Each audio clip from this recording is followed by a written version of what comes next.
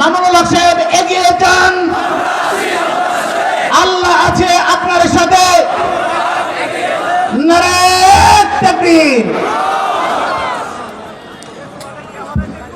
আসসালামু আলাইকুম ওয়া রাহমাতুল্লাহ। ইন্নাল হামদালিল্লাহ নাহমাদুহু ওয়া নাস্তাঈনুহু ওয়া নাস্তাগফিরুহু ওয়া নু'মিনু বিহি ওয়া নাতাওয়াক্কালু আলাইহি ওয়া নাশহাদু আন লা ইলাহা ইল্লাল্লাহু ওয়াহদাহু লা শারীকা লাহু ওয়া নাশহাদু আন্না সাইয়্যিদানা ওয়া মাওলানা মুহাম্মাদান আবদুহু ওয়া রাসূলুহু সাল্লাল্লাহু তাআলা আলাইহি ওয়া আলা আলিহি ওয়া আসহাবিহি ওয়া বারাকা ওয়া সাল্লামা তাসলিমান কাসীরা। আম্মা বা'দু ফাআউযু বিল্লাহি মিনাশ শাইতানির রাজীম। বিসমিল্লাহির রাহমানির রহিম। إن الذين قالوا ربنا الله ثم استقاموا فلا خوف عليهم ولا هم يحزنون. وقال رسول الله صلى الله عليه وسلم قال الله تعالى من تقرب إلي شبرا تقربت إليه ذراعا ومن تقرب إلي ذراعا تقربت إليه باعا. بارك الله لنا ولكم في القرآن العظيم ونفعنا وإياكم بالآيات والذكر الحكيم.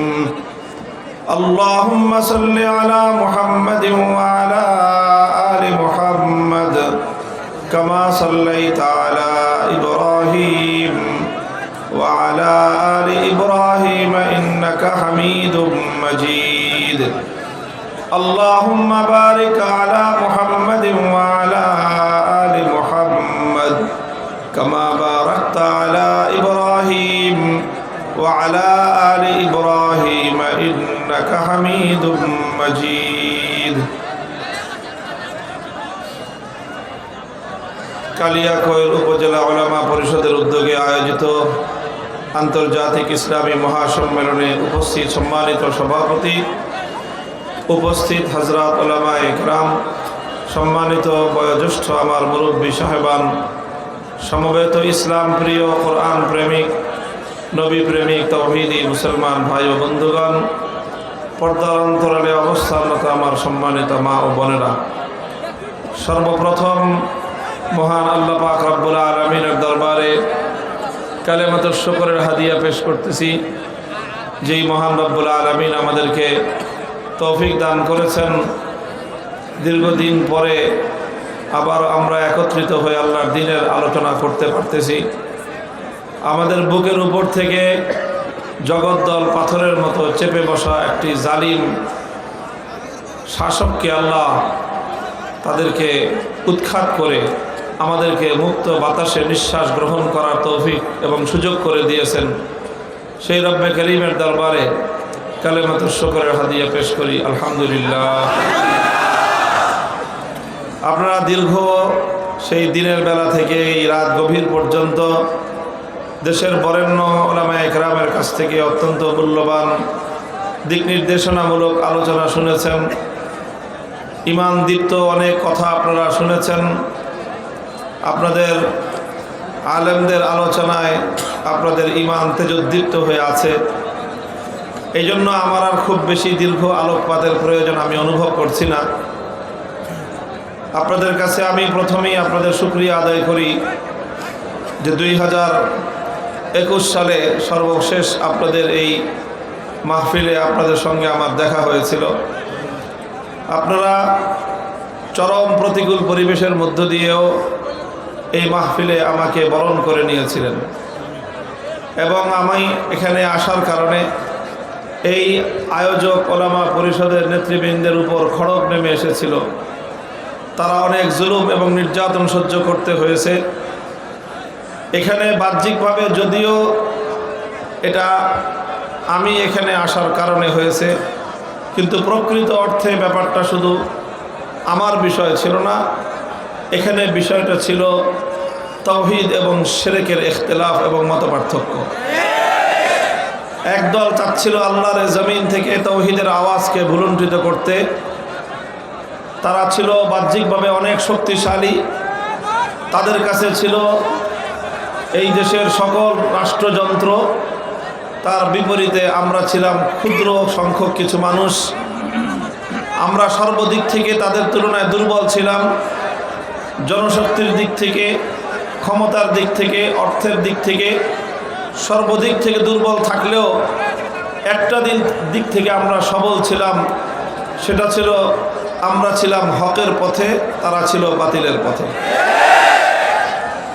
সুতরাং আমাদের যুক্তি ছিল এটাই।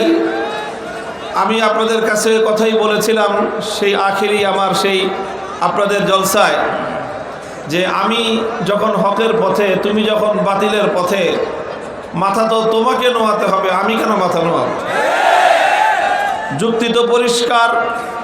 সাহাবায়ে কেরামের যুক্তি যে আলাইসা কাতলাহুম ফিন নারি ওয়া কাতলানা ফিল জান্নাহ, যে হকের পথে থেকে যদি আমি লড়াই করতে করতে মরে যাই, এটাই হলো আমার জীবনের সবচেয়ে বড় সফলতা, আমার ঠিকানা হবে খোদার জান্নাত। বাতিলের পথে থেকে তুমি যদি মৃত্যুবরণ করো, এটাই হবে তোমার জীবনের সবচেয়ে বড় পরাজয়। বাতিলের পথে থেকে যে মরবে তার ঠিকানা হবে খোদার জাহান্নাম। তো তুমি যদি বাতিলের পক্ষে থেকে মাথা নত না করো, তুমি যদি বাতিলের পক্ষে অটল আর অবিচল থাকতে পারো, তাহলে আমি কোন দুঃখে হকের উপর থেকে মাথা নত করব? মাথা তো তোমাকেই নোয়াতে হবে, তোমাকেই পরাজয় বরণ করতে হবে। যারা হকের পক্ষে লড়ে তাদের জীবনে পরাজয় বলতে কোনো কিছু নাই। কুল হাল তারাব্বাসুনা বিনা ইল্লা ইহদাল হুসনাইন।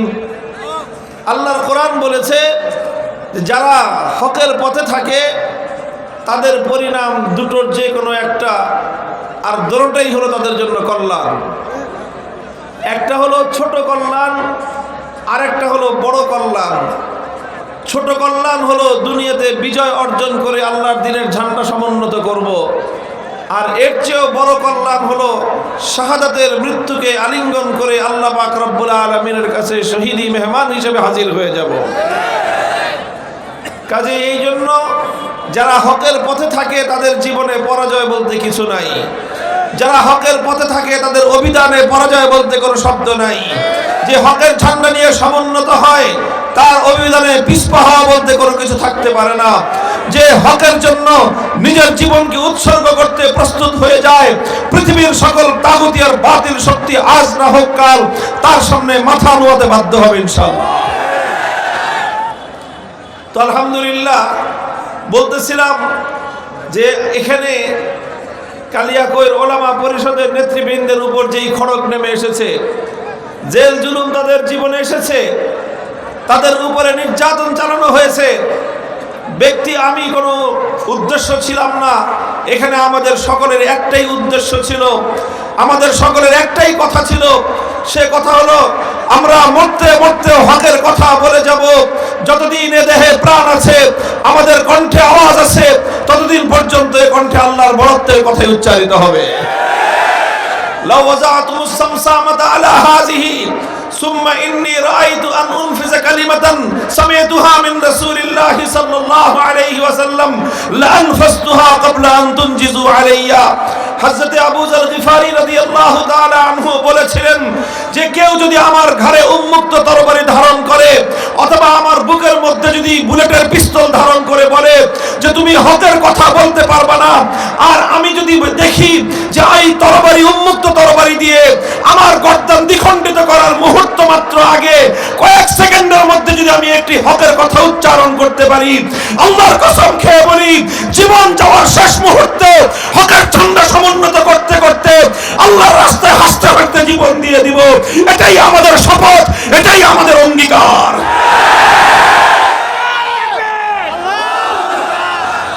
মুহতারাম হাজিরিন, এটাই হলো হযরত সাহাবায়ে কেরাম দুনিয়াবাসীর সামনে কিয়ামত পর্যন্ত যারা আল্লাহর দ্বীনের পথে চলতে চায় তাদের জন্য এই সকল দৃষ্টান্তগুলো উপস্থাপন করে গিয়েছেন। সে কথাগুলি যদি আমরা বলতে যাই তাহলে পৃষ্ঠার পর পৃষ্ঠা হাদিসের পাতা উল্টাতে হবে, ইতিহাস থেকে অধ্যায়ের পর অধ্যায় আমাদেরকে বলতে হবে। আর এভাবেই কিয়ামত পর্যন্ত আনেওয়ালা উম্মতের কাছে আল্লাহর পয়গম্বরের আনিত দ্বীনকে কিভাবে দুনিয়াতে জিন্দা করতে হয়, কিভাবে আল্লাহর দ্বীনকে দুনিয়াতে কায়েম করতে হয়, তার দাস্তান এবং তার ইতিহাস জাতির সামনে উপস্থাপন করতে হবে। মুহতারাম হাজিরিন, দীর্ঘ আলোচনা আমি করব না, আগেই বলেছি আমি আমার ওই সকল ভাইদের সকলের প্রতি সহমর্মিতা জ্ঞাপন করছি যারা আমরা এভাবে একসঙ্গে আল্লাহর দ্বীনের জন্য কারারুদ্ধ হয়েছিলাম। আলহামদুলিল্লাহ, কারাগারে আমাদের অনেকের কষ্ট হয়েছে, কারাগারে আমাদের জীবনের কিছু সময় ব্যয়িত হয়েছে, কারাগারে আমাদের উপর দিয়ে কিছু কষ্ট, আমাদের শারীরিকভাবে মানসিকভাবে আমাদের উপর দিয়ে কিছু কষ্ট অতিক্রান্ত হয়েছে। তবে আল্লাহর কসম খেয়ে বলি, যারা আল্লাহর দ্বীনের জন্য কারাবরণ করেছে তাদের এই সময় বৃথা যায় নাই।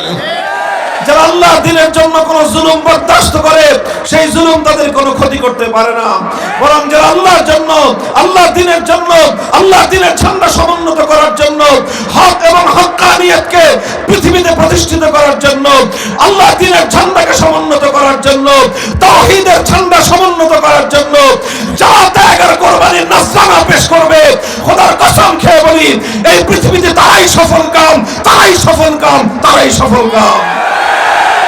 নারায়ে তাকবীর, আল্লাহু আকবার, নারায়ে তাকবীর, আল্লাহু আকবার। জিহাদ জিহাদ জিহাদ জিহাদ করে বাঁচতে চাই, আমরা হক এগিয়ে চলো, আমরা আছি আপনার সাথে।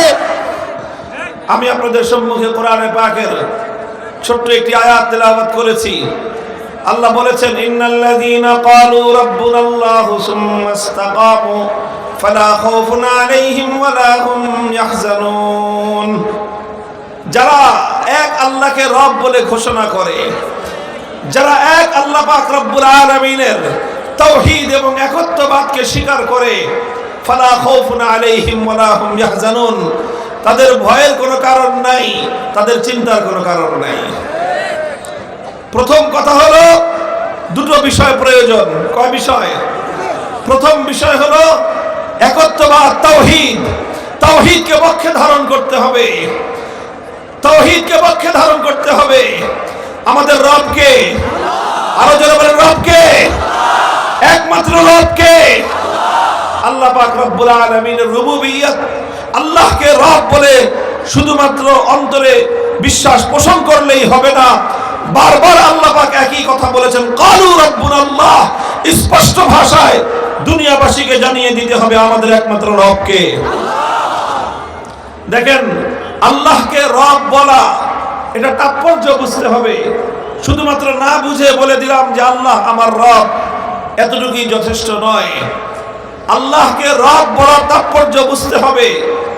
আমাদের সমাজের মধ্যে আল্লাহ পাকের রুবুবিয়্যাত, আল্লাহকে একমাত্র রব বলে বিশ্বাস করা অর্থাৎ তাওহীদ, এই তাওহীদের ব্যাপারে যথেষ্ট অস্পষ্টতা, মানুষের মধ্যে এই ব্যাপারে যথেষ্ট বিভ্রান্তি রয়েছে। এবং তাওহীদের খুব গুরুত্বপূর্ণ কিছু বিষয় এই উম্মতের কাছ থেকে আজ বিলুপ্ত প্রায়। আমি সেই দাওয়াত নিয়ে উম্মতের কাছে যাচ্ছি, আমার বর্তমান বাংলার যুব সমাজকে তাওহীদের সেই জায়গাটাকে তাদের সামনে উন্মোচিত করছি, তাদেরকে উজ্জীবিত করছি, তাদেরকে এই বিষয়ে জাগ্রত করার চেষ্টা করছি, যেন তাওহীদের এই অধ্যায়টাকে এই জাতির মধ্যে এই যুব সমাজ আবার নতুন করে প্রতিষ্ঠিত করতে সক্ষম হয়। বলেন আল্লাহ পাক কবুল করেন। আমাদের সমাজে তাওহীদের, একত্ববাদ, ঈমানের কিছু কথা আলোচনা হয়, আর অনেক কথাই ঈমানের রয়ে গেছে যেটা আলোচনা করা হয় না। আমরা তাওহীদের একটা বিষয় আলোচনা করি, সেটা হলো তাওহীদ ফিল ইবাদাহ। ইবাদতের মধ্যে আল্লাহর সঙ্গে কাউকে শরীক করা যাবে না, এটা আমাদের সমাজে এই তাওহীদের আলোচনা আছে। মানুষের মধ্যে এই তাওহীদ সম্পর্কে বিশ্বাস আছে এবং বিভ্রান্তি কম আছে। এই জন্য যারা ঈমানদার তারা কেউ এক আল্লাহ ছাড়া কোনো গায়রুল্লাহর ইবাদত করে না। কথা বলেন ঠিক না বেঠিক? ইবাদত আল্লাহর করে, গাফলতি করে, ঘাটতি করে, কিন্তু ইবাদত যতটুকু করার একমাত্র কার করে? আল্লাহর করে। এটা হলো তাওহীদ ফিল ইবাদা। সিজদা একমাত্র কাকে করে মানুষ? নামাজ একমাত্র কার সামনে আদায় করে? আল্লাহর সামনে আদায় করে। আল্লাহর সামনেই রুকু দেয়, আল্লাহর সামনেই সিজদা করে। একমাত্র আল্লাহর জন্য ইবাদত করা, এটাকে বলা হয় তাওহীদ। তাওহীদ ফিল ইবাদা। ইবাদতের মধ্যে আল্লাহ তাওহীদ। ইবাদতের মধ্যে আল্লাহর সঙ্গে অন্য কাউকে যদি কেউ শরীক করে, তার ঈমান থাকবে? বলেন তো, তার ঈমান থাকবে? যেমন ধরেন একজন মানুষ 24 ঘন্টার মধ্যে 23 ঘন্টা 55 মিনিট শুধু আল্লাহর ইবাদত করলো, আর 5 মিনিট দুর্গার পূজা করলো, লোকটা ঈমানদার না বেঈমান? সন্দেহের কোনো অবকাশ আছে? আচ্ছা, 5 মিনিট না, 1 মিনিট সে দুর্গার পূজা করে, আর 23 ঘন্টা 59 মিনিট সে আল্লাহর ইবাদত করে, ঈমানদার না বেঈমান?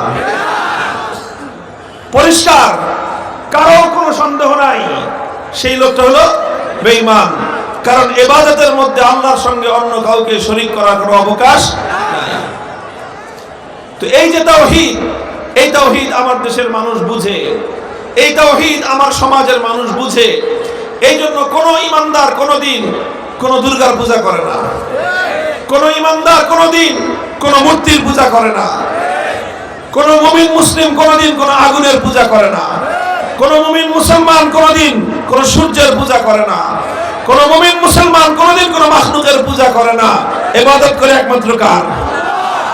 এটাকে বলা হয় তাওহীদ ফিল ইবাদা। ঠিক এরকম ভাবে আমাদের সমাজে ঈমানের আরেকটা আলোচনা আছে, যে আলোচনাটা ব্যাপকভাবে দাওয়াত এবং তাবলীগের মেহনতের মাধ্যমে মানুষের কানে কানে পৌঁছে দেওয়া হয়েছে। সেটা হলো তাওহীদের আরেকটা বিষয়। ওনারা যে কথা বলেন যে করনেওয়ালি জাত একমাত্র কে, যা কিছু হয় কার পক্ষ থেকে হয়? সব আল্লাহর পক্ষ থেকে হয়, আল্লাহর হুকুম ছাড়া কিছুই হয় না। এই যে আরেকটা তাওহীদের একটা বড় অধ্যায়, ঈমানের একটা গুরুত্বপূর্ণ বিষয়, ওনারা এভাবেই বলেন যে করনেওয়ালি জাত একমাত্র আল্লাহ। আল্লাহই করেন, আল্লাহই খাওয়ান, আল্লাহই বাঁচান, আল্লাহই পড়ান, সব কিছু রিজিক দেন কে? সব কিছু হয় কার পক্ষ থেকে? আল্লাহ চাইলেই কোনো কিছু হয়, আল্লাহ না চাইলে কোনো কিছুই হয় না। এই একটা আলোচনা আছে তাওহীদের। এটা হলো দাওয়াত এবং তাবলীগের ময়দানে যারা কাজ করেন, ব্যাপকভাবে উম্মতের কানে কানে তাওহীদের এই আওয়াজটা পৌঁছে দিয়েছেন। এটাকে আমরা বলি তাওয়াক্কুল আলাল্লাহ। এটা হলো আস্থা এবং ভরসা একমাত্র কার উপর? আল্লাহর উপর।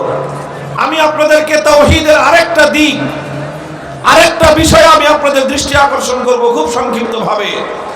তাওহীদের সেই দিকটা সম্পর্কে আমাদের সমাজ ব্যাপকভাবে গাফলতির মধ্যে, ব্যাপকভাবে তারা এই বিষয়ে ত্রুটির মধ্যে, অজ্ঞতার গহীন সমুদ্রের মধ্যে হাবুডুবু খাচ্ছে। তাওহীদের সেই দিকটা বলার জন্য আমি আপনাদের সামনে আল্লাহর পয়গম্বরের একটি হাদিস উদ্ধৃতি করছি। হাদিসটি বর্ণিত হয়েছে হযরত আদী ইবনে হাতেম রাদিয়াল্লাহু তাআলা আনহু থেকে। আদী ইবনে হাতেম, আপনারা হাতেম তাইয়ের নাম শুনেছেন? হাতেম তাই, হাতেম তাই কে ছিলেন? বখিল মানুষ, দানবীর, দানবীর হিসাবে পৃথিবীতে সুপ্রসিদ্ধ। কেউ যদি দানবীর হয়, অনেক দান খয়রাত করে, মানুষ তাকে বলে যুগের হাতেম তাই। হাতেম তাই তিনি আল্লাহর নবীর কিছুদিন আগের মানুষ ছিলেন। নবীজির সঙ্গে তার সাক্ষাৎ হয়েছে মর্মে কোনো প্রমাণ নেই, কিন্তু তার ছেলে হাতেম তাইর ছেলে আদী ইবনে হাতেম রাদিয়াল্লাহু আনহু, তিনি আল্লাহর নবীর সঙ্গে তার সাক্ষাৎ হয়েছে। তিনি ইসলাম কবুল করেছেন। ইসলাম গ্রহণ করার পরে তিনি তার গোত্রের নেতৃত্ব দিয়ে তিনি তার গোটা গোত্রকে ইসলামের দিকে অগ্রসর করেছেন। তিনি ইসলাম গ্রহণ করবার আগে খ্রিস্টান ছিলেন, খ্রিস্ট ধর্মের অনুসারী ছিলেন। একদিন তিনি আল্লাহর নবীর কাছে এসে একটা প্রশ্ন করলেন যে ইয়া রাসূলুল্লাহ, আমি তো খ্রিস্টান ছিলাম এবং খ্রিস্ট ধর্মের নারী নক্ষত্র সব আমার জানা আছে, কারণ আমি একজন শিক্ষিত জ্ঞানী খ্রিস্টান ছিলাম, মূর্খ খ্রিস্টান ছিলাম না। এই জন্য খ্রিস্ট ধর্মের সবকিছু আমার জানা আছে। আমার প্রশ্ন হলো, কোরআনে পাকের মধ্যে আল্লাহ পাক রব্বুল আলামিন খ্রিস্ট জাতি সম্পর্কে আহলে কিতাবদের সম্পর্কে, ইহুদিদের সম্পর্কে আল্লাহ একটা অভিযোগ করেছেন, যে তাদের ব্যাপারে একটা দোষ আল্লাহ আলোচনা করেছেন। আমি নিজে খ্রিস্টান ছিলাম, আমার জানা মতে এই অভিযোগটা খ্রিস্টানদের মধ্যে আমি কোনোদিন দেখি নাই। তো যেই অভিযোগটা আমি নিজে খ্রিস্টান হয়ে খ্রিস্টানদের মধ্যে দেখলাম না, সেই অভিযোগটা কোরআনে পাকের মধ্যে আল্লাহ পাক খ্রিস্টানদের ব্যাপারে করে দিলেন। এটা কিভাবে হলো? রাসূল আকরাম সাল্লাল্লাহু আলাইহি ওয়াসাল্লাম জিজ্ঞাসা করলেন, কি অভিযোগ করেছেন আল্লাহ পাক কোরআনে পাকের মধ্যে, যেই ব্যাপারে তোমার প্রশ্ন হয়ে গেল? আদি ইবনে হাতেম রাদিয়াল্লাহু আনহু সূরাতুল বারাতের ওই আয়াতের উদ্ধৃতি দিলেন, যেখানে আল্লাহ পাক রব্বুল আলামিন ইহুদি খ্রিস্টানদের সম্পর্কে বলেছেন, ইত্তাখাযু আহবারাহুম ওয়া রুহবানাহুম আরবাবাম মিন দুনিল্লাহি ওয়াল মাসীহ ইবনে মারইয়াম ওয়া মা উমিরু ইল্লা লিয়াবুদু ইল্লাল্লাহ। আল্লাহ পাক বলতেছেন যে ইহুদি খ্রিস্টানরা তারা এক আল্লাহকে বাদ দিয়ে তারা তাদের আহবার এবং রুহবান, অর্থাৎ তাদের ধর্মের মধ্যে যারা পণ্ডিত ব্যক্তি আছে, জ্ঞানী ব্যক্তি আছে, সেই পণ্ডিত জ্ঞানীদেরকে, রুহবান এবং তাদের মধ্যে যারা পাদ্রী আছে, এই পাদ্রীদেরকে, অর্থাৎ ইহুদি খ্রিস্টানরা তাদের ধর্মের দুই শ্রেণীর মানুষকে আল্লাহর পরিবর্তে তারা রব হিসেবে গ্রহণ করে নিয়েছে। এক শ্রেণীর মানুষ হলো যারা আহবার, অর্থাৎ যারা তাদের মধ্যে শিক্ষিত, যারা তাদের মধ্যে পণ্ডিত। আরেক শ্রেণী হলো যারা তাদের মধ্যে রুহবান, পাদ্রী, ধর্মগুরু, অর্থাৎ তারা তাদের পণ্ডিত আর ধর্মগুরুদেরকে রব মানে তারা তাদের ধর্মগুরু আর পণ্ডিতদেরকে আল্লাহর পরিবর্তে তাদেরকে রব বানিয়ে নিয়েছে। এই অভিযোগ আল্লাহ পাক রব্বুল আলামিন খ্রিস্টানদের ব্যাপারে করেছেন। আদি ইবনে হাতেম বললেন যে ইয়া রাসূলুল্লাহ, আমি তো বছরের পর বছর খ্রিস্টান ছিলাম এবং খ্রিস্টানদের লিডার ছিলাম এবং খ্রিস্টানদের একজন পণ্ডিত ব্যক্তি ছিলাম। কোনোদিন আমরা তো আমাদের কোনো পণ্ডিতকে বলি নাই যে সে রব, সে খোদা। কোনোদিন তো আমরা আমাদের কোনো পাদ্রীকে বলি নাই যে সে খোদা। তাহলে আমাদের ব্যাপারে কোরআনে পাকের মধ্যে এই অভিযোগটা কেন করা হলো? আপনারা আমার আলোচনা বুঝতেছেন? প্রশ্নটা বুঝেছেন? আদি ইবনে হাতেমের প্রশ্ন বুঝতে হবে। কথা শুধু কথা বুঝার পরে সেই কথাকে মনে গাঁথতে হবে, গেঁথে নিয়ে সেই কথাকে বাস্তবায়ন করার জন্য মাঠে নামতে হবে। সময় কিন্তু বেশি নাই, সময় কিন্তু বেশি নাই। বাংলার যুব সমাজ তৈরি হওয়া, বিপ্লবের ডাক আসবে, বিপ্লবের ডাক আসবে এই জমিনে। এই জমিন ইসলামী বিপ্লবের জন্য উর্বর হয়ে উঠছে। দেখেন, যখন পতিত জমিতে, পতিত ভূমিতে যখন চাষাবাদের সময় চলে আসে, এই যে যখনই আপনার জানুয়ারি মাসটা চলে আসবে, এখন কিন্তু বাংলার অধিকাংশ মাঠ ঘাট সব বিরান পড়ে আছে, কোথাও তেমন কোনো ফসল নাই। কিন্তু জানুয়ারি মাসটা শেষ হলেই আস্তে আস্তে ফসলের মৌসুম আসবে। কথা বলেন ঠিক না বেঠিক? যখনই এক দুইটা বৃষ্টি হবে জানুয়ারির শেষ দিকে, ফেব্রুয়ারিতে, অথবা একটু বৃষ্টির যখন মৌসুম আসবে, তখন ওই পতিত ভূমিগুলোতে কৃষকরা হাল চাষ করবে। হাল চাষ করে এই মাটিগুলোকে চাষাবাদের জন্য উপযুক্ত করবে। চাষাবাদের জন্য যখন মাটিটা উপযুক্ত হয়ে যাবে, তখন দ্রুত সেখানে বীজ বপন করতে হবে, রোয়া লাগাতে হবে, চারা বপন করতে হবে। ধানের চারা হোক, গমের চারা হোক, যে কোনো ফসল ফলাতে হলে চাষাবাদের পরে জমিনকে বেশি দিন পতিত রাখা যাবে না, তাহলে ওই জমিনে ভালো আর ফসল হবে না। কথা বলেন ঠিক না বেঠিক? 2024 সালের 5ই আগস্টের আগ পর্যন্ত, জুলাই আর আগস্টের এই সময়টায় বাংলার এই মাটিকে এদেশের যুব জনতা, এদেশের ছাত্র জনতা বুকের রক্ত দিয়ে সিঞ্চিত করেছে। তাদের রক্তের মাধ্যমে এই মাটি বিপ্লবের জন্য উর্বর হয়ে উঠেছে। এ মাটি এভাবেই উর্বর থাকতে থাকতেই আল্লাহর জমিনে ইসলামী বিপ্লবের ডাক আসতে হবে। আল্লাহর জমিনে আল্লাহর দ্বীনকে জিন্দা করার জন্য, কোরআনী হুকুমত কায়েম করার জন্য, আল্লাহর জমিনে আল্লাহর দ্বীনকে জিন্দা করার জন্য, ইসলামী বিপ্লবের জন্য যুব সমাজকে তৈরি হতে হবে।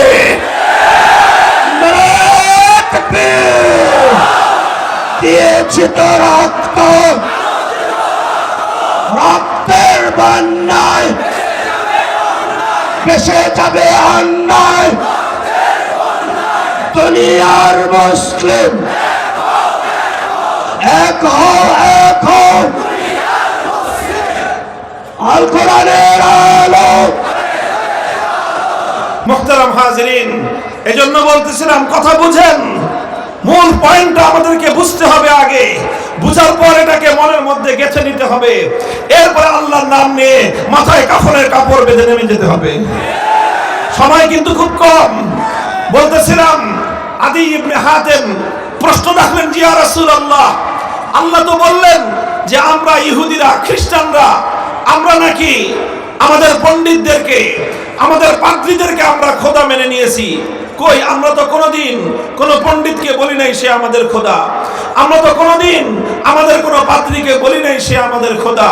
তাহলে আল্লাহ পাক যে আমাদের ব্যাপারে কোরআনে পাকের আয়াত নাজিল করে অভিযোগটা করলেন, এই অভিযোগটা তো আমার বুঝে আসলো না। প্রশ্নটা বুঝেছেন? প্রশ্ন বুঝলে উত্তর বুঝে আসবে। যারা নাকি প্রশ্নই না বুঝে সে কি অ্যান্সার দিবে?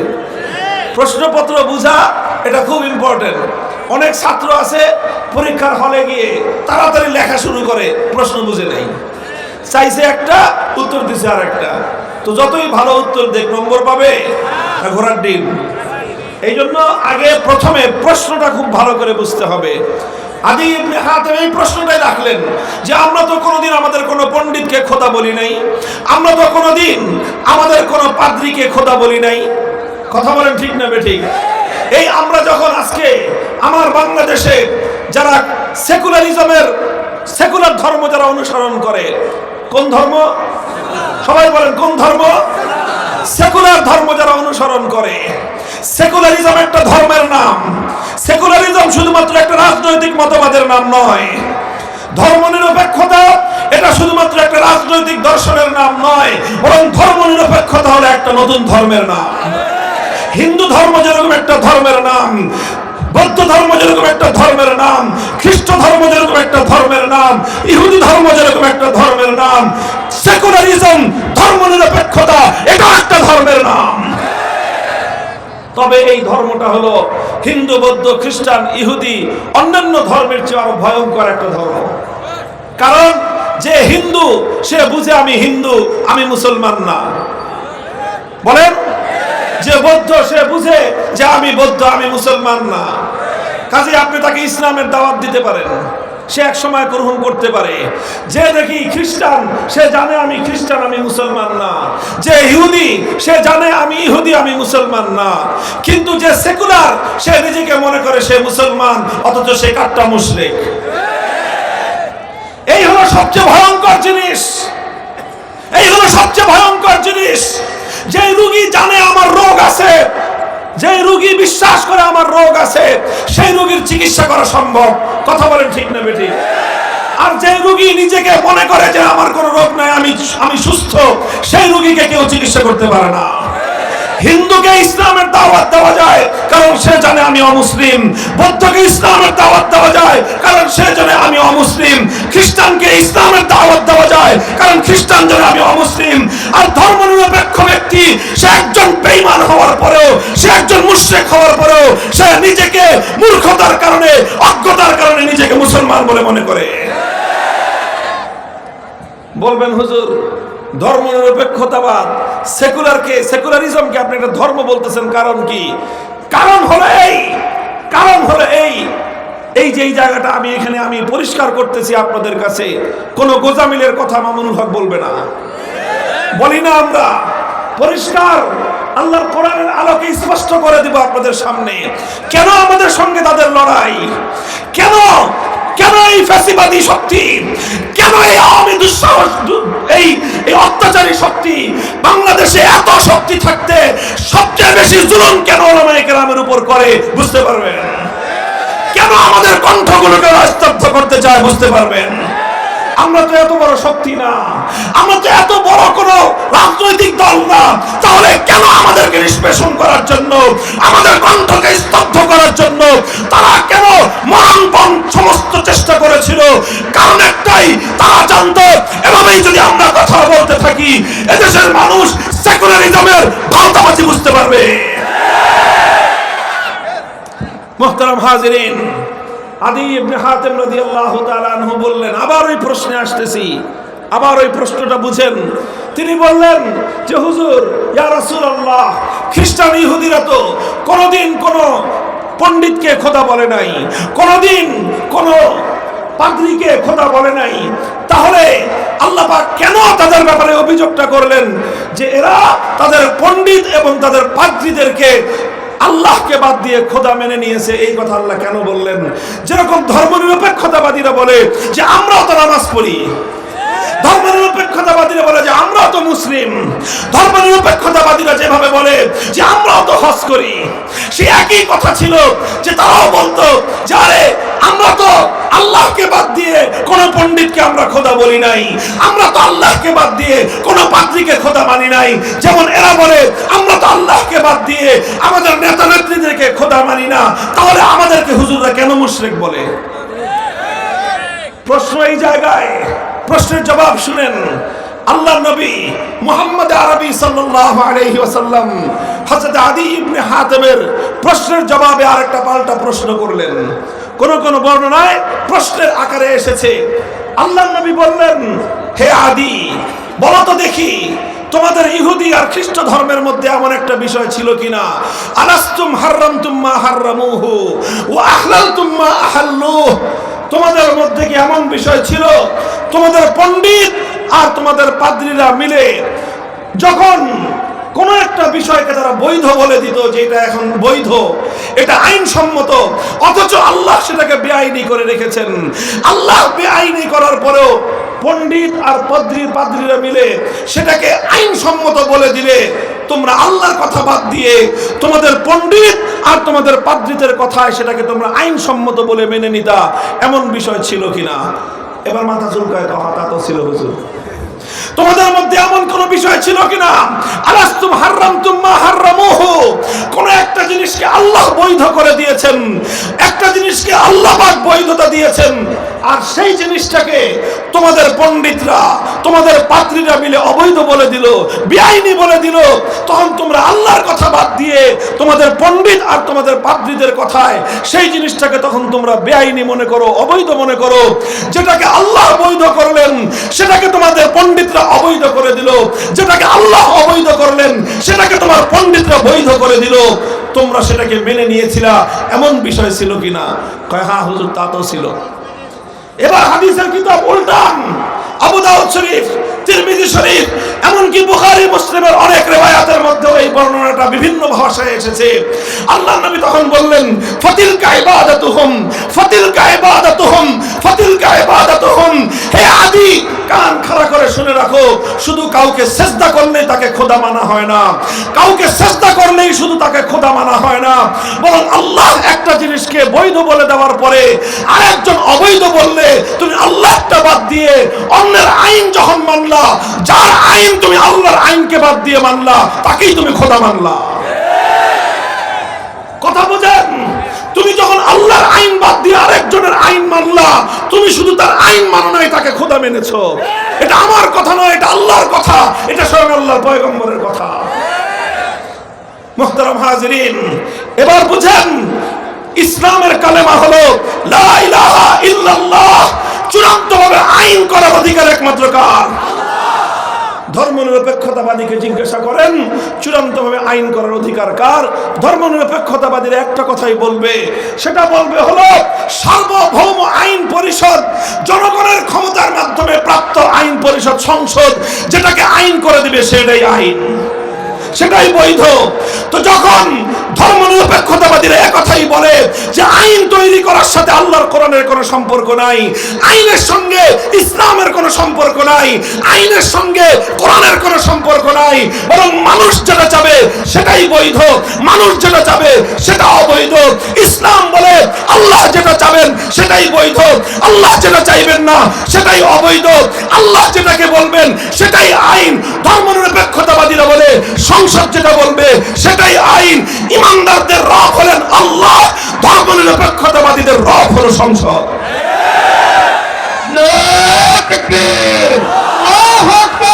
ইসলামের শত্রুরা হুঁশিয়ার, সাবধান, ইহুদের দালালেরা হুঁশিয়ার। হুঁশিয়ার সাবধান আল কোরআনের আলো আলো দুনিয়ার মুসলিম এক হও এক হও এক হও এক হও দুনিয়ার মুসলিম জিহাদ জিহাদ জিহাদ চাই জিহাদ করে বাঁচতে চাই আমরা হক এগিয়ে চলো আমরা আছি আপনার সাথে। আপনারা আমার এই মৌলিক কথাটা মনে রাখেন। এ ব্যাপারে যে কোনো ডিবেট করার জন্য, যে কোনো বিতর্ক করার জন্য আমরা সর্বদা প্রস্তুত আছি এবং যে কারো পক্ষ থেকে যে কোনো চ্যালেঞ্জকে মোকাবেলা করার জন্য ওপেন ঘোষণা দিয়ে দিচ্ছি। আমরা ধর্মনিরপেক্ষ মতবাদ একটা কুফরি মতবাদ। ধর্মনিরপেক্ষ ব্যক্তি কোশ্চেন কারো ইমানদার হতে পারে না। মুহতারাম হাজিরিন, এই জায়গাটাতেই হলো মুসলমানদের সঙ্গে ইসলামের সঙ্গে তাদের একটা চূড়ান্ত বড় ধরনের সংঘাত। কিন্তু ধর্মনিরপেক্ষতার নানা রকম ভুলভাল ব্যাখ্যা দিয়ে মুসলমানদেরকে তালগোল বুঝাইয়ে দিয়ে মুসলমানদেরকে ঈমান হরণ করবার পায় তারা চালায়। যেভাবে ইহুদিরা খ্রিস্টানরা তাদের পণ্ডিতদেরকে আইন তৈরি করবার অধিকার দিয়েছিল, যেভাবে ইহুদি খ্রিস্টানরা তাদের পাদ্রীদেরকে নিরঙ্কুশভাবে আল্লাহর আইনের বিরুদ্ধে আইন করার অধিকার দিয়ে রেখেছিল, ঠিক তদ্রূপ যেদিন থেকে পৃথিবীর রাজনীতিকে সেকুলারিজম দখল করেছে, সেই দিন থেকে মুসলমানদের রবের আইন বাদ দিয়ে সেকুলার ধর্মের তাদের যে রব, সেই রবের আইনকে তারা বৈধতা দিয়ে রেখেছে। আল্লাহ পাক উম্মতকে সে কথাগুলো বুঝবার তৌফিক দান করেন। এই বিষয়ে আর দীর্ঘ আলোচনা আমি আজ এখানে করব না। এটার ব্যাপারে যদি আরো কারো ডিটেইল জানার প্রয়োজন হয় যোগাযোগ করবেন ইনশাআল্লাহ। কোরআন এবং হাদিস থেকে অজস্র রেফারেন্স দিয়ে চোখে আঙ্গুল দিয়ে দেখিয়ে দেব যে কিভাবে ধর্মনিরপেক্ষ ধর্ম, কিভাবে সেকুলার ধর্ম ইসলামের সঙ্গে শতভাগ বৈপরীত্য রাখে। আল্লাহ পাক উম্মতকে বুঝবার তৌফিক দান করেন। বলেছিলাম এই যে তাওহীদ, এই তাওহীদ এটাকে বলা হয় তাওহীদ ফির রুবুবিয়্যাহ, এটাকে বলা হয় তাওহীদ ফিল হাকিমিয়্যাহ। আইন করবার চূড়ান্ত অধিকার একমাত্র কার? কেউ বলতে পারেন তাহলে মানুষ কি আইন করতে পারবে না? হ্যাঁ, ইসলাম বলে, কোরআন বলে মানুষ আইন করতে পারবে এক শর্তে। কয় শর্তে? জোরে বলেন কয় শর্তে? এক শর্ত হলেই মানুষের কোন আইন আল্লাহর কোন আইনের বিরুদ্ধে যেতে পারবে না। সারা দুনিয়ার মানুষ মিলে যদি কোন আইন করে আর সেই আইনটা যদি আল্লাহর আইনের কন্ট্রাডিক্টেড হয়, 700 কোটি মানুষের আইন বাতিল বলে গণ্য হবে, আল্লাহর আইন কার্যকর থাকবে। এটাই হলো ইসলাম, এটাই হলো তাওহীদ। আর 700 কোটি মানুষের কথায় যারা আল্লাহর ছোট্ট একটা আইনকে পরিবর্তন করে দিবে, তারা হাজি হতে পারে, গাজী হতে পারে, পাজি হতে পারে, ইমানদার হতে পারে না।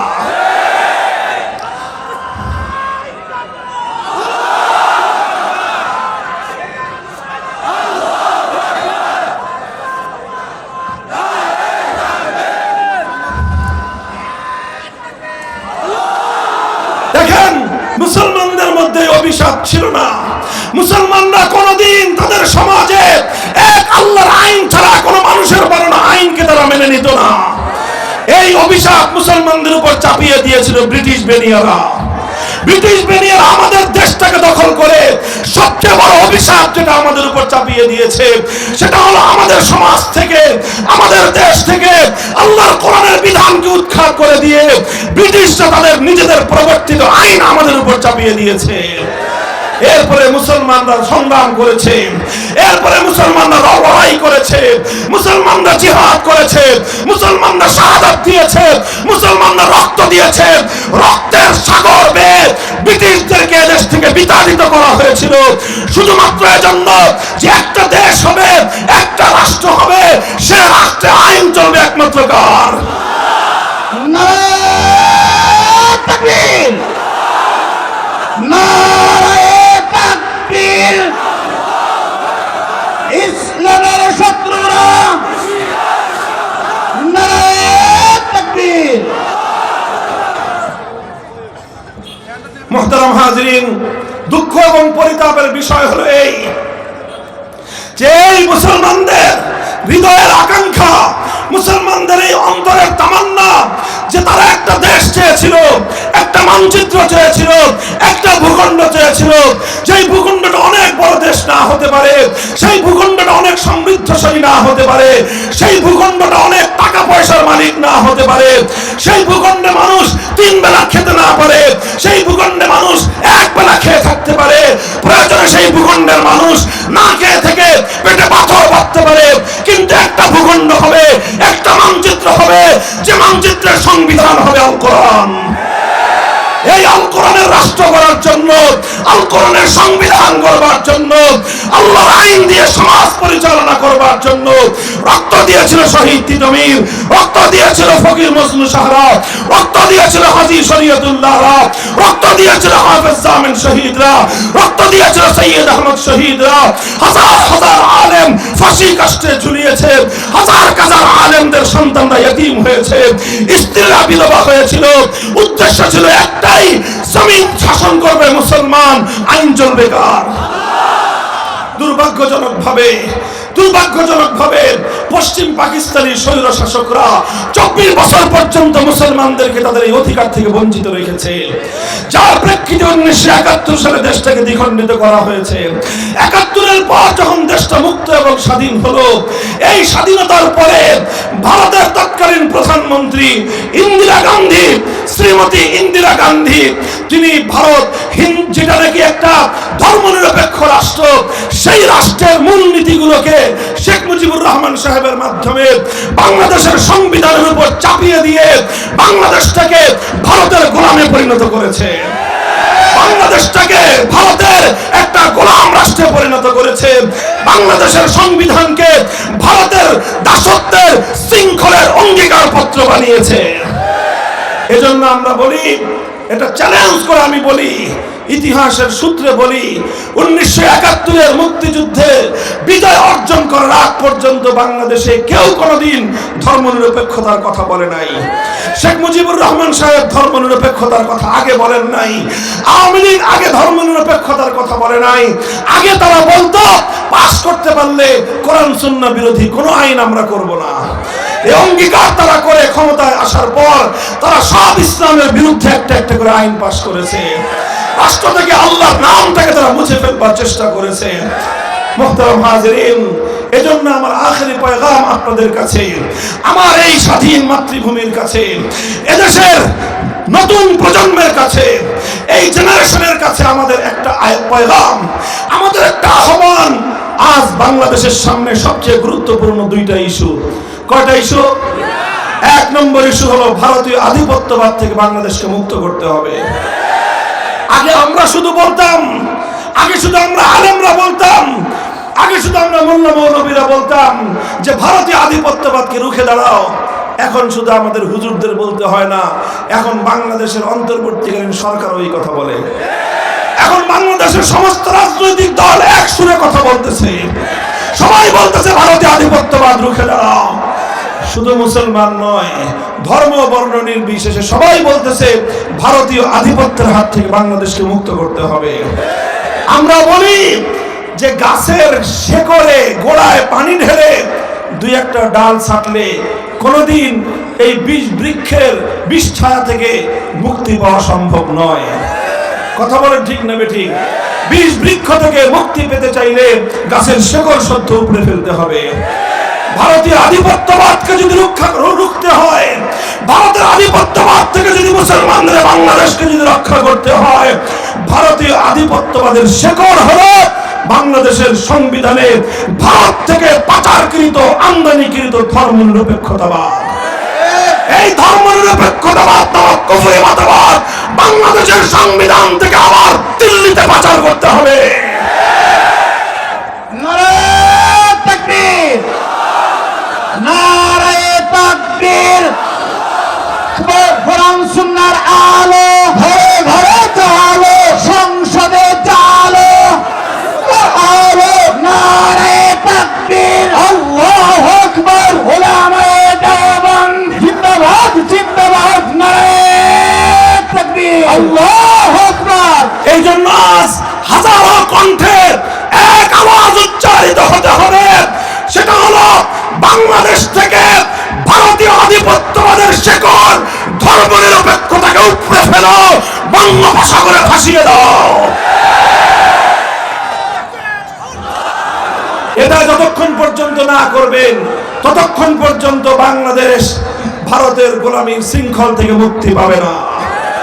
এটাকে 1972 সালে তৎকালীন ভারত রাষ্ট্র জোরপূর্বক তার সেবাদারদের মাধ্যমে 72-এর সংবিধানের মাধ্যমে বাংলাদেশের মানুষের 25 বছরের মুক্তির সংগ্রামকে তারা হাইজ্যাক করেছিল। আবার তাদের হাত থেকে আমার দেশের প্রকৃত স্বাধীনতাকে ছিনিয়ে আনতে হবে। আলহামদুলিল্লাহ, বাংলার তামাম যুবকরা সেজন্য প্রস্তুত আছে। 2 নম্বর কথা হলো, আজ বাংলাদেশে চারিদিকে একটাই আওয়াজ, সংস্কার সংস্কার সংস্কার। কথা বলেন ঠিক না বেঠিক? এই সংস্কারের হাজারো আওয়াজের ভিড়ে আমাদের স্পষ্ট একটা পয়গাম, মূল জায়গায় আমরা অন্তত আজকের এই বর্তমান বাংলাদেশের বাস্তবতায় ছোট্ট একটা সংস্কারের প্রস্তাব আমরা দিয়ে রাখছি। এটা শুধু আমরা টেবিলে বলবো না, এটা আমরা রাজপথে বলতেছি, এটা আমরা মঞ্চে ময়দানে বাংলাদেশের তাওহীদি জনতাকে বুঝিয়ে তাদের হৃদয়ঙ্গম করার জন্য বলতেছি। সেটা হলো এই, বাংলাদেশের সংবিধানে এমন অসংখ্য ধারা রয়েছে, এমন অসংখ্য উপধারা রয়েছে, যেই ধারা এবং উপধারাগুলোর কারণে বাংলাদেশের মানুষ চাইলেও পরিপূর্ণ ইসলাম কেউ মানতে পারে না। কারণ সবাই আমরা রাষ্ট্রের অধীনে, অর্থাৎ সংবিধানের অধীনে। এই সংবিধানের অধীনে থাকবার কারণে এই সংবিধান আমাকে এবং আপনাকে অনেক কুফরি কাজের সাথে সম্পৃক্ত হতে বাধ্য করে। আমরা বাধ্য হয়ে সেই কাজগুলো করি, এই জন্য আল্লাহ আমাদেরকে মাফ করে দিবেন। কিন্তু যারা সংবিধানের মাধ্যমে আমাদের উপর এই কুফরি কাজগুলোকে চাপিয়ে দিয়েছে, তাদের মুক্তির কোনো উপায় নাই। আর আমাদের মুক্তির একটা উপায়, যেহেতু আমরা বাধ্য হয়ে এই সকল ইসলাম বিরোধী কাজগুলো করতে বাধ্য হই, এজন্য আমাদের মুক্তির উপায় হলো আমাদেরকে এই কুফরি ধারাগুলো সংবিধান থেকে পরিবর্তন করার চেষ্টা করতে হবে। করবেন তো চেষ্টা? একটা নগদ চেষ্টার আহ্বান জানাই আমি আপনাদেরকে। একটা আওয়াজ তুলতে হবে বাংলাদেশে, সেটা হলো সংবিধান সংস্কারের সময় একটা ধারা, ছোট্ট একটা ধারা সংযুক্ত করতে হবে। এই ধারার মাধ্যমে আমরা গোটা বাংলাদেশের 18 কোটি মুসলমান অভিশপ্ত একটা ব্যবস্থা থেকে আমরা মুক্তি লাভ করতে পারবো। কুফরির একটা বাধ্যতামূলক ব্যবস্থা থেকে আমাদের ঈমান নিয়ে আমরা বেঁচে থাকতে পারবো। সেই ধারাটা হলো, আইন করতে হবে, সংবিধানে একটা ধারা সংযুক্ত করতে হবে। সেটা হলো এই, 90% মুসলমানদের এই দেশে ইসলামী শরিয়া বিরোধী কোনো আইন, কোরআন সুন্নাহ বিরোধী কোনো আইন, ইসলামী শরিয়া এবং কোরআন সুন্নাহ বিরোধী কোনো ধারা, কোনো বিধিমালা, কোনো আইন, কোনো বিধি, কোনো কিছু কার্যকর হতে পারবে না।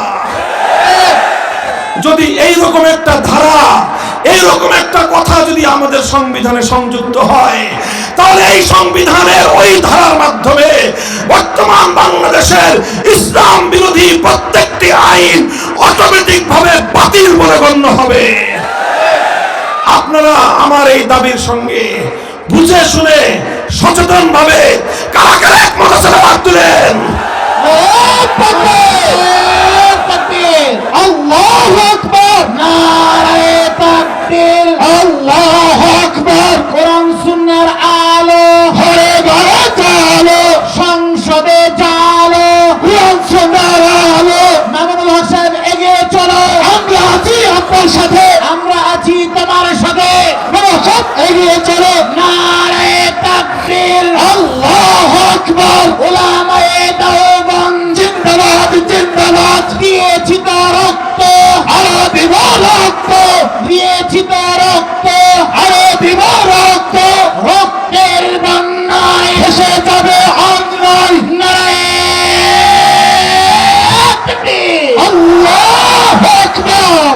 ভাই, ইতিহাস পর্যালোচনা করে আমি আপনাদেরকে প্রমাণ করে দিতে পারবো, আমাদের পূর্বপুরুষ, আপনাদের পূর্বপুরুষ, এই বাংলাদেশের বর্তমান মুসলমানদের পূর্বপুরুষরা আল্লাহর জমিনে কোরআনী হুকুমত কায়েম করার জন্য যেই ত্যাগ আর কোরবানি স্বীকার করেছেন, যেই রক্ত এবং শাহাদাতের নাজরানা পেশ করেছেন, যেই জান আর মালের কোরবানি এই বাংলাদেশের পূর্বসূরি মুসলমানরা দিয়েছে, এটাই পাক ভারত উপমহাদেশের আর কোন জাতি দেয় নাই। তাই আজ আমরা আমাদের অধিকারের দাবি তুলছি, আমাদের পূর্বপুরুষদের রক্তের ঋণের দাবি তুলছি। সেটা হলো এই কোরআন সুন্নাহ বিরোধী, ইসলামী শরিয়া বিরোধী সকল আইন, সকল বিধিমালা, সকল নীতিমালা অকার্যকর করার জন্য এই ধারা সংযুক্ত করতে হবে। কথা বলেন ঠিক না বেঠিক?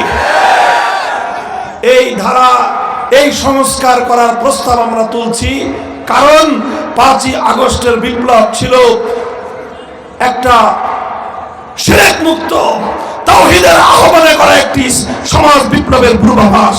কথা বলেন ঠিক না বেঠিক? 5ই আগস্ট যদিও পূর্ণাঙ্গ ইসলামী বিপ্লব হয় নাই, কিন্তু এটা ছিল ইসলামী বিপ্লবের পূর্বে, সূর্যোদয়ের পূর্বে যেভাবে পূর্ব দিগন্তে নতুন সুবহে সাদেক উদিত হয়, সুবহে সাদেক উদিত হলে দুনিয়ার প্রত্যেকটা মানুষ বুঝতে পারে আর কিছুক্ষণ পরে সূর্যের উদয় ঘটবে। ঠিক তেমনি ভাবে আমরা বলতে চাই 5ই আগস্টের বিপ্লবের পর এই বাংলার মাটি ইসলামী বিপ্লবের জন্য এতটাই উর্বর হয়েছে, আজ শুধু মাদ্রাসার সন্তানেরা নয়, স্কুল কলেজ ইউনিভার্সিটি গুলোতে আজ নতুন প্রজন্ম একত্ববাদ এবং তাওহীদের জন্য জীবন দিতে প্রস্তুতি নিয়েছে। প্রমাণ দেখেন, যখন 5ই আগস্ট বিপ্লব হলো, দুপুর বেলায় স্বৈরাচারী ফ্যাসিবাদী পালিয়ে গেল বাংলাদেশ থেকে। এদেশের মানুষ এই দুপুর 1:30 থেকে 2টার দিকে মানুষ জানতে পেরেছে। কথা বলেন ঠিক না ঠিক? এরপরের আধা ঘন্টার বাংলাদেশের কথা আপনারা সবাই মনে করেন তো দেখি, স্মৃতিতে মনে আছে কিনা, যে দুপুর 2টো থেকে 2:30টা পর্যন্ত বাংলাদেশে কি হয়েছিল। টেকনাফ থেকে তেতুলিয়া কোন নেতা ডাক দিতে হয় নাই, কোন আলেম রাজপথে নামতে হয় নাই, কাউকে ঘোষণা দিতে হয় নাই, না টেলিভিশনে ঘোষণা দিতে হয়েছে, না রেডিওতে ঘোষণা দিতে হয়েছে, না ফেসবুকে ঘোষণা দিতে হয়েছে, না ইউটিউবে ঘোষণা দিতে হয়েছে, কোথাও কাউকে ঘোষণা দিতে হয় নাই। বাংলাদেশের আমার বৃদ্ধ তাওহীদ প্রেমী জনতা টেকনাফ থেকে তেতুলিয়া যত ভাস্কর্যমক মূর্তি ছিল সমস্ত মূর্তি ভেঙে গুড়িয়ে দিয়েছে।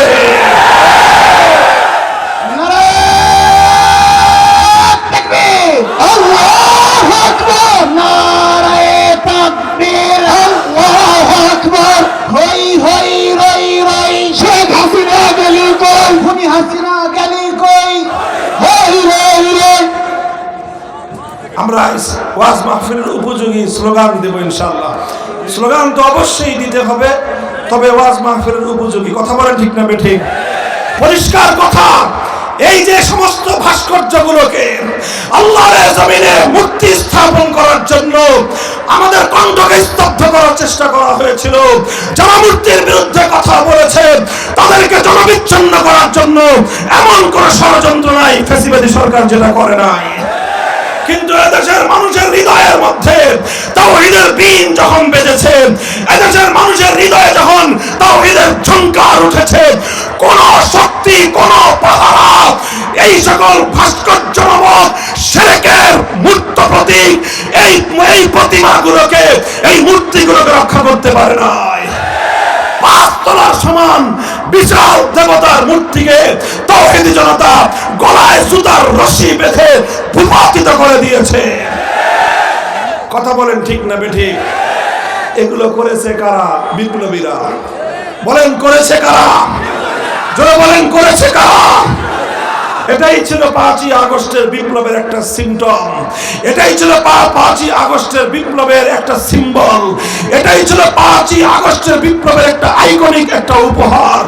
কাজেই সেখান থেকে আমরা বলতে চাই, এজন্য আজ শান্তিপ্রিয় ভাবে আমরা দাবি তুলছি, কোরআন সুন্নাহ বিরোধী আইনকে রহিত করার জন্য, ইসলামী শরিয়া বিরোধী যত নীতিমালা রয়েছে এগুলোকে অকার্যকর করার জন্য এই ধরনের একটা ধারা সংবিধানের সংস্কার, সংবিধানে সংযুক্ত করা হোক। কথা বলেন ঠিক না বেঠিক?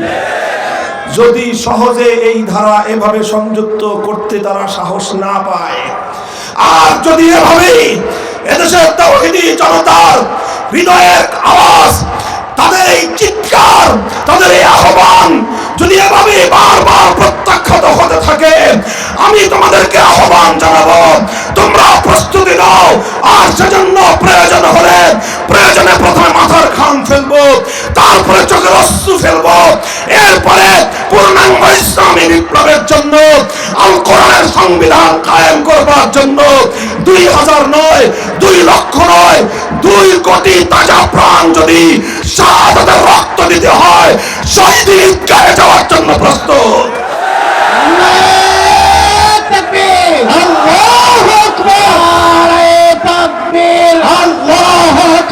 سبيلنا سبيلنا الجهاد الجهاد طريقنا طريقنا الجهاد الجهاد نعرة تكبير الله أكبر علماء حقاني زندباد زندباد। এই প্রস্তুত থাকবেন তো ইনশাআল্লাহ? এটা শুধু কথার কথা না, শপথ। এটা শুধু কথার কথা না, অঙ্গীকার। এই অঙ্গীকার কার সাথে? চিৎকার করে বলেন, কার সাথে? আল্লাহর দ্বীনের জন্য যদি ডাক আসে, আল্লাহর দ্বীনকে জিন্দা করার জন্য যদি প্রয়োজন হয়, কোরআনী রাজ কায়েম করবার জন্য, কুফরি তন্ত্র মন্ত্রকে পরাস্ত করে আল কোরআনের সমাজ করবার জন্য শহীদি ঈদগাহে কাফনের কাপড় নিয়ে কারা যাব, কারা যাব, কারা যাব?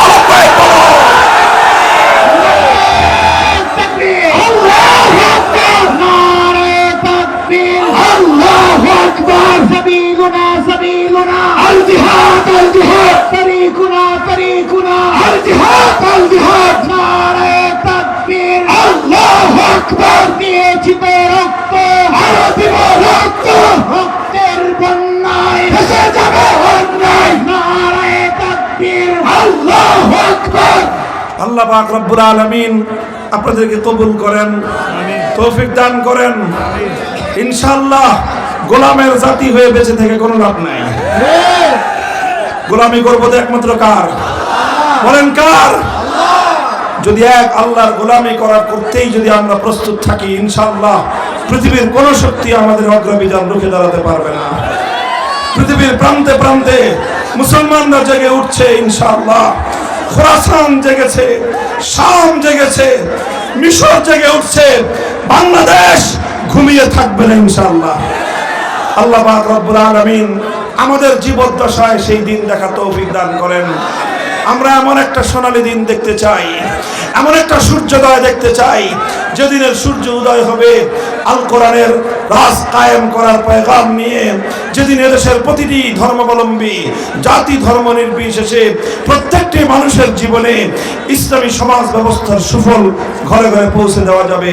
আল্লাহ পাক আমাদের সকলকে কবুল করুন, তৌফিক দান করেন। ওয়া আখিরু দাওয়ানা আলহামদুলিল্লাহি রাব্বিল আলামিন। আসসালামু আলাইকুম ওয়া রাহমাতুল্লাহ। সুবহানাল্লাহি ওয়া বিহামদিহি, সুবহানাকাল্লাহুম্মা ওয়া বিহামদিক, আশহাদু আন লা ইলাহা ইল্লা আনতা আস্তাগফিরুকা ওয়া আতুবু ইলাইক। ربنا تقبل منا إنك أنت السميع العليم وتب علينا يا مولانا إنك أنت التواب الرحيم يا حي يا قيوم برحمتك نستغيث أصلح لنا شأننا كله ولا تكلنا إلى أنفسنا طرفة عين। আল্লাহ ইলাহুল আলামিন কালিয়াকৈর উপজেলা উলামা পরিষদকে আপনি কবুল ফরমান। আল্লাহ তাদের আয়োজিত আজকের ইসলামী মহাসম্মেলনকে আপনি কবুল করুন। আল্লাহ এই সম্মেলনের শুরু থেকে শেষ পর্যন্ত যে কথাগুলো হয়েছে আল্লাহ, সব কথাগুলোকে আল্লাহ আপনি কবুল করুন। ভুল ভ্রান্তি হয়ে থাকলে মাফ করে দিন। সহি কথাগুলোর উপর আল্লাহ আলোচক শ্রোতা আমাদের সকলকে আমল করবার তৌফিক এনায়েত ফরমান। আল্লাহ ইলাহুল আলামিন রব্বুল আলামিন, আমরা আপনার দ্বীনকে পরিপূর্ণভাবে অনুসরণ করতে চাই, সে তৌফিক আপনি আমাদেরকে দান করুন, হিম্মত দান করেন মাওলা। সমস্ত তন্ত্র মন্ত্রের কবর রচনা করে আল্লাহ আমরা আপনার আল কোরআনের সমাজ গড়তে চাই, সে তৌফিক এনায়েত ফরমান। আল্লাহ কোরআন সুন্নাহর আদর্শ বাস্তবায়ন করতে চাই, ব্যক্তি পরিবার সমাজ এবং রাষ্ট্রের সকল ক্ষেত্রে আল্লাহ ইসলামের বলকে আপনি বালা করে দিন। আল্লাহ মুসলমানদের এই পবিত্র জন্মভূমি এর প্রতি ইঞ্চি মাটিকে আপনি ইসলামের ঘাঁটি হিসেবে কবুল করুন। আল্লাহ ইলাহুল আলামিন রব্বুল আলামিন, জুলাই এবং আগস্টের বিপ্লবে আল্লাহ যে সকল দামাল তরুণ যুবক জনতা অকাতরে প্রাণ দিয়েছে আল্লাহ, তাদের সকলের শাহাদাতকে আপনি কবুল ফরমান। আল্লাহ হাজারো শহীদের রক্তের বিনিময়ে অর্জিত আয় আল্লাহ এই বিজয়কে আপনি কল্যাণের পথে ইসলামের পথে ধাবিত করে দিন। আয় আল্লাহ মাহমুদ রব্বুল আলামিন যারা বুঝে বা না বুঝে ইসলামের বিরুদ্ধাচরণ করে আপনি তাদেরকে হেদায়েত নসিব করুন। হেদায়েত কপালে না থাকলে ধ্বংস করে দিন। আয় আল্লাহ সমস্ত মুসলমানদেরকে আপনি ঈমানি হিম্মত দান করুন, তাদেরকে এক এবং নেক করে দেন। আয় আল্লাহ আমাদের দোয়াকে আপনি কবুল ফরমান। ربنا تقبل منا إنك أنت السميع العليم وتب علينا يا مولانا إنك أنت التواب الرحيم سبحان ربك رب العزة عما يصفون وسلام على المرسلين والحمد لله رب العالمين.